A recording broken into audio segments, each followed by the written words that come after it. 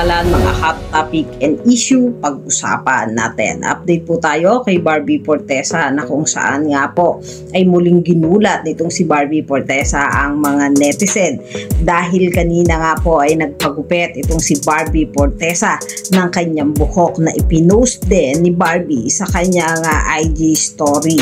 At bago pa man yon ay nagpost pa itong si Barbie Fortesa ng kanyang picture na mahaba pa yung kanyang buhok bago pa man ito magpagupit. At may caption pa nga doon sa kanyang post na Barbara Fortesa at may caption pa nga doon sa kanyang post na Barbara Fortesa, she's ready.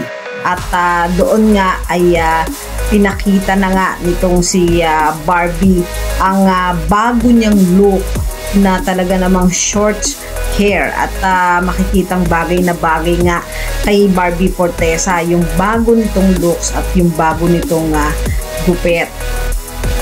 At ipinakita din ni Barbie sa kanyang IG story na ginugupitan siya at may caption pa nga doon na Barbie Fortesa said yes to her shortest haircut ever. Ayan, kasama naman niya doon si Sir Mark Anthony Rosales and Mark Ed Salon. Ayan, doon siya nagpagupit at makikita naman po talaga kay Barbie na bumagay sa kanya yung short hair na bago nitong look.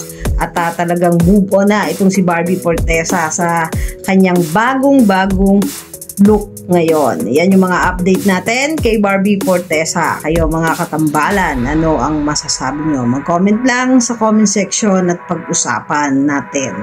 Yan ang mga hot topic and issue dito lamang sa Tambalang Chiki.